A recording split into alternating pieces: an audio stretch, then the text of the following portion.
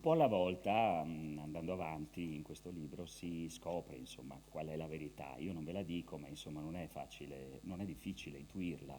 Sapete, chi è che ci dà le più grandi allegrie, i più grandi divertimenti, le più grandi sofferenze, però anche i più grandi dolori? Se io mi faccio, non so, il solletico da solo non rido, se mi racconto una barzelletta da solo non rido, ho bisogno degli altri. Però gli altri sono, come insegnano i filosofi, qual è l'aggettivo proprio più filosofico che viene, ma anche tragico, anche dei poeti tragici, che viene affiliato all'essere umano. Interroghiamo Massimo Donà, l'aggettivo proprio immortale. E purtroppo gli esseri umani e gli esseri viventi muoiono e in quanto tali, in questa loro essenziale qualità, caratteristica, ci danno anche le sofferenze più grandi.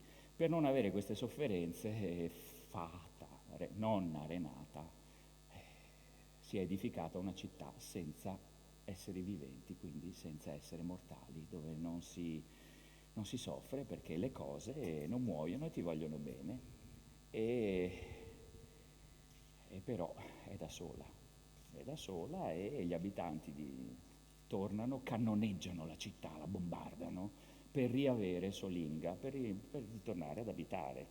E il sindaco con l'esercito dei cittadini mostrano come è diventata questa città, sì, bella, utopica, festante, peccato che non ci sia più nessuno. E continua il dibattito che avevamo sentito prima, dove il ragioniere rimproverava ai lampioni e alle fontanelle, sì, di essere suggestivi, ma di non essere una vera città. Il dibattito continua e il ragioniere col suo sindaco, che ha un complesso di inferiorità perché è molto basso, ecco, continua questo discorso. La città comincia a dire: ma allora Fata Renata ci ha fregati, insomma, non siamo una bella città. Bisognerebbe discutere meglio. Ci vorrebbe qualcuno di imparziale, disse il ragionier Zinchi guardando Fata Renata. Poi si rivolse anche al sindaco. Una voce al di sopra delle parti, che veda le cose da un punto di vista superiore, più elevato, più alto del nostro. Più alto? Disse il sindaco con la faccia stizzita, e il ragionier Zinchi si rese conto della gaffa. Mi scusi, più alto per modo di dire. Il sindaco fece un gesto con la mano per scacciare le parole del ragioniere, come fossero mosche. Ci vorrebbe, aggiunse il ragioniere. Allora si sentì un rumore pesante e strascicato. Tutti si voltarono da quella parte. Stava arrivando... Che cos'era? Un gigante? È la statua della felicità, miagolò il gatto di peluche. Era tutto il monumento ad avvicinarsi, piedistallo compreso. Il blocco di marmo si spostava, mettendo avanti lo spigolo sinistro, poi quello destro. Faceva attrito sull'asfalto, sprizzando scintille. Sopra il blocco di marmo, la statua della felicità se ne stava immobile,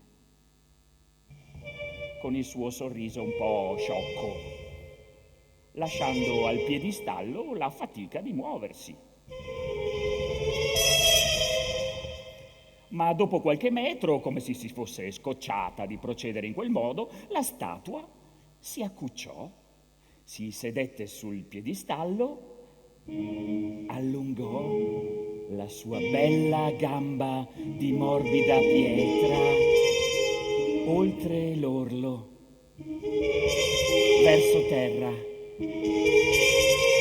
e poi allungò anche l'altra gamba e si lasciò scivolare giù. Scese dal piedistallo e raggiunse a piedi nudi, lo spazio libero fra la città e l'esercito schierato, sculettando un po'. Non ebbe bisogno di fare nessun cenno per chiedere attenzione. Tutti aspettavano con il fiato sospeso. Che cosa stava per dire?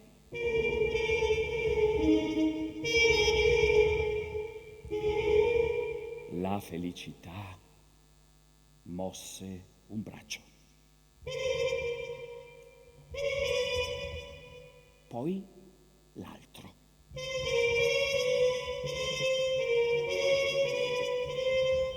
Fece ruotare la mano destra. E poi la mano sinistra. Chiuse le dita a pugno, le distese e le toccò una per una, come se volesse contare dei numeri e calcolare una cifra. E poi si tirò un orecchio. Tutti continuavano a pendere dalle sue labbra. Il fatto era che da quelle labbra non usciva neanche un filo di voce. La sua bocca assumeva strane forme. Si arricciava, a volte mostrava i denti come se volesse mordere qualcuno, ma non diceva una parola.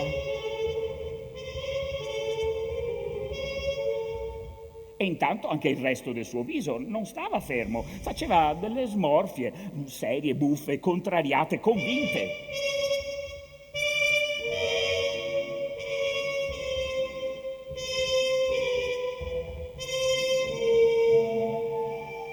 Continuò così per un po'.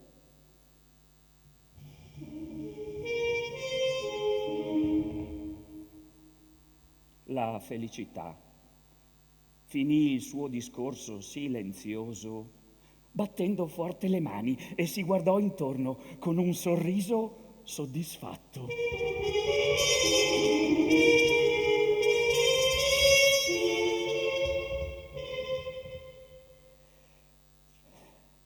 È sordomuta, disse Fata Renata, sospirando.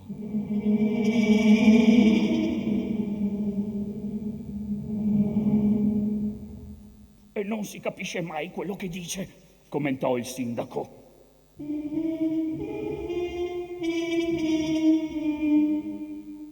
A questo punto,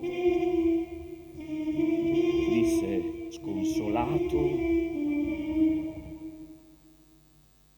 ma ancora una volta successe qualcosa di imprevisto. Senza che nessuno l'avesse chiamata, dall'esercito nemico uscì fuori una bambina. Aveva i capelli nerissimi e le mancava un dente davanti, che doveva esserle caduto da poco.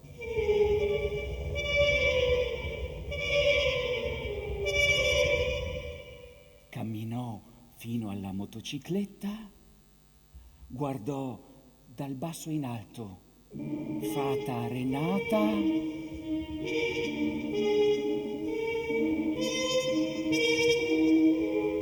e le disse: Nonna, perché non vuoi stare con noi?